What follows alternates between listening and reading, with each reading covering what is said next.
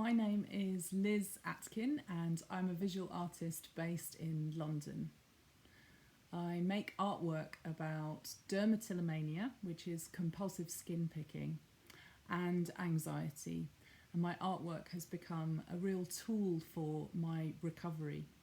I'm also an advocate for mental health and share my story widely. So this is a wonderful opportunity to be able to contribute to the event in Montreal. Thank you for having me. So compulsive skin picking is a complex physical and mental disorder.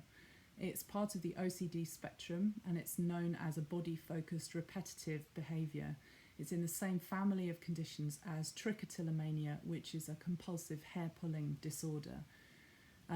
Skin picking is a really challenging situation where comfort, pleasure and emotional release happens through endlessly picking at often healthy skin. This can lead to bleeding, infection and scarring, and of course in my case it was a behaviour that I hid from everyone in my life. I took great care to make sure people didn't know this was something I was suffering with. In my own situation, there was tremendous emotional and mental distress living with such a challenging condition that was fueled by secrecy and guilt and shame. I grew up in quite a tricky home and in early childhood started to pick at my body. I was probably 6 or 7 when I began picking at tiny blemishes on my arms, picking the skin around my fingers, my cuticles, picking the heels of my feet. And really between the age of 6 and 30, this behaviour became a really challenging daily activity. So I would pick my back, my chest, my face over and over again, finding my hands going to those places when I was tense or anxious or angry or bored, but also unconsciously not really noticing my hands going to those places and suddenly losing track of time where the picking had really taken over. That sense of zoning out was very problematic for me. I could pick for hours and hours at the bathroom mirror and not actually lose a sense of time. So there's a bit of a dichotomy in my story in that I'm really interested in theatre and performance, and I started an MA in dance about 15 years ago now, which became quite a life-changing experience for me. This became an opportunity to start to explore skin picking in an unexpected way. We were asked to take a video camera into a dance studio at the start of the course and record our pedestrian movements.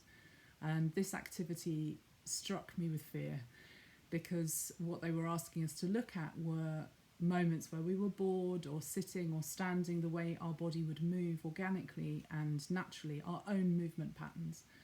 And I set up a video camera in the studio to record this activity.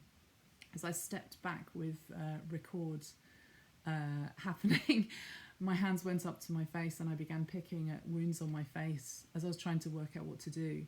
When I played the footage back, I'd recorded about 3 hours of movement in the dance studio. There was my skin picking, and it horrified me initially before I started sort of fast forwarding the footage and slowing it down and noticing this extraordinary movement pattern happening across my body. My hands went to my face, they moved to the back of my t-shirt, they'd move under my t-shirt, and there was this choreography that I noticed. And really that was the beginning of understanding the personal movement patterns of my behaviour and how ingrained it had become in everything about my movement and my daily life. During the course I started to create artworks which really explored what the condition really felt like for me. And initially lots of the artwork I was making explored my face. So I created lots of artworks on a desktop scanner. So the compulsion and the repetition of this series of artworks really mirrored the behaviour of the skin picking. I noticed quite quickly that my picking would spike very badly in the evening before going to bed. So I would record and document that experience. I started taking a camera into the bathroom with me to record what was actually happening. And whilst this was very cathartic, it led me into a new creative practice. And the images I started to make were really exploring the surface of my body. Skin picking has a very physical, tactile quality to it. I sometimes feel like there is a texture on my face that shouldn't be there. So for me, my hands go up and they scan for imperfections or tiny flecks of skin that shouldn't be there, and that will start the behaviour. It's very difficult to stop when that behaviour starts to kick off. There is a real sense of the behaviour stabilising and sort of supporting tension in my body.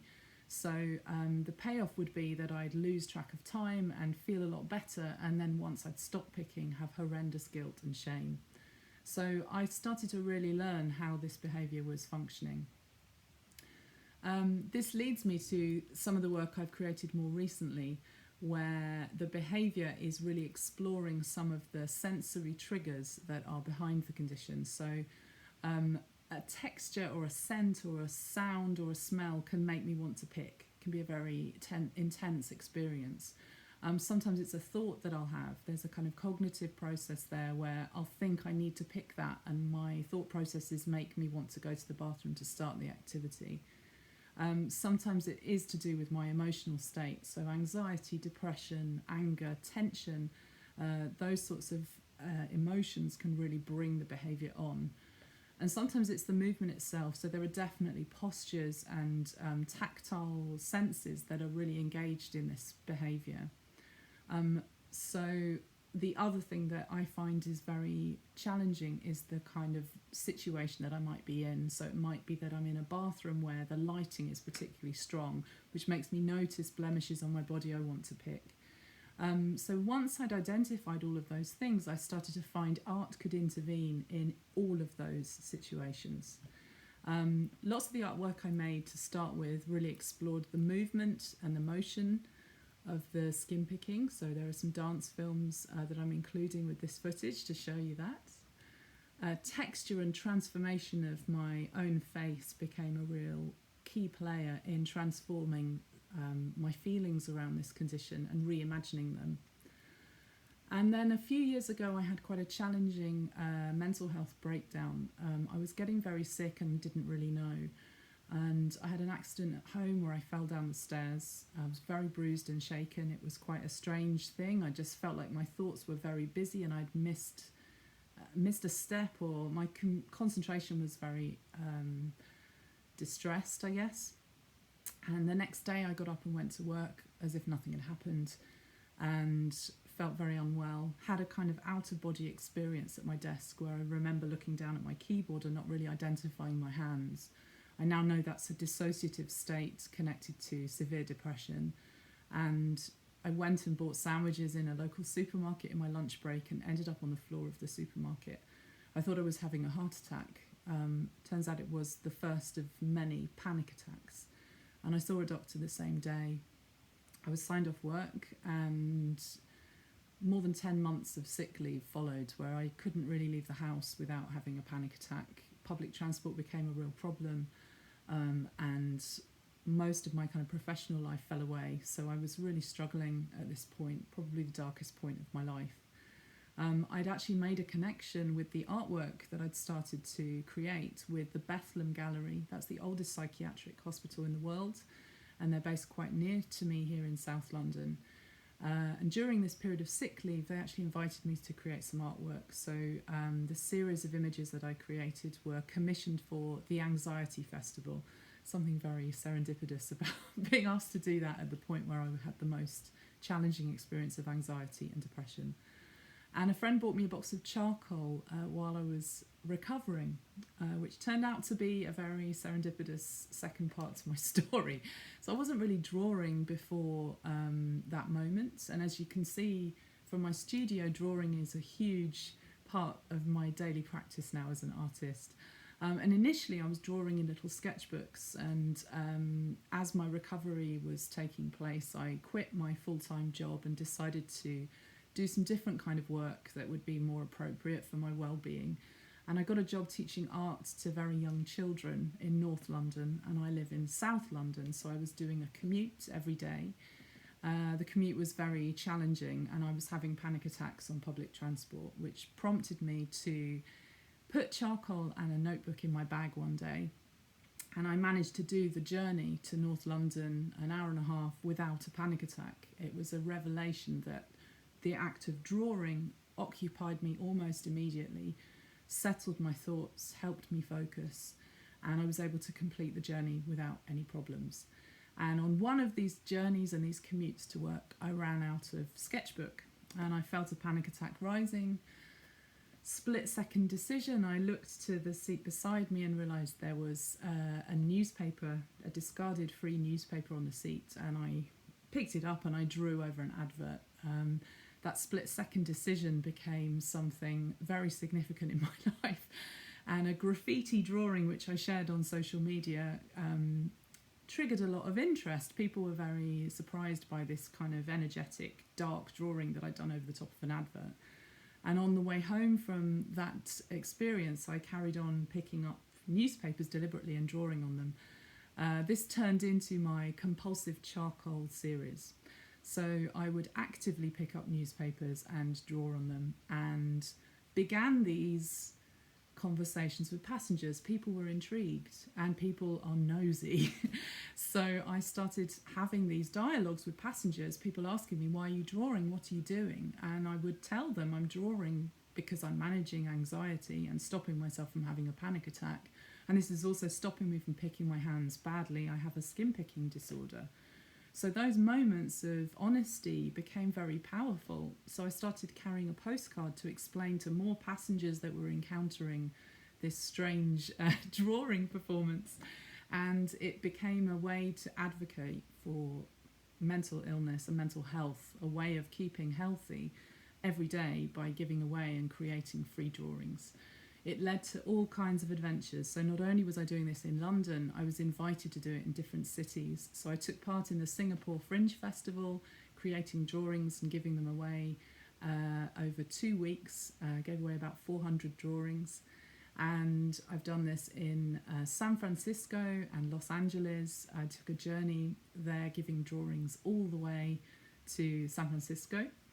And I've done this in Germany and all kinds of different places around the UK. So before the pandemic, I'd actually given away 18,000 free drawings. It was picked up by the press. I won some awards and did a TEDx talk, which means lots of other people encountered information about skin picking and this way of managing the condition through drawing. So drawing has become a really important tool for my recovery with these challenging conditions. Skin picking doesn't have a cure, so for many, having CBT or habit reversal therapy is a useful way to start to manage the condition in life. For me, those things didn't really maintain recovery, and for me it's had to be a more personalised route. In more recent years, I've been creating digital anxiety drawings on the iPad. And these are really navigating those very challenging thoughts and feelings about anxiety that are very hard to put into words. Part of my work is that it's compulsive. I won't just do 1 or 2 images or 1 or 2 drawings. The compulsion to create and return to things over and over and over, I think, is very much to do with how I function. And actually, instead of finding that something bad, I find that to be a very useful and powerful thing to hook into. If that behaviour is in my body, what power does it have to do good things, rather than it being a compulsion to pick at the body and get stressed and anxious? So I've found huge relief in these processes in my life with my thoughts and feelings and a physical disorder. Thank you, and I hope that the images in this film provide some hope and excitement to do with these challenging conditions and ways of keeping well. Thank you.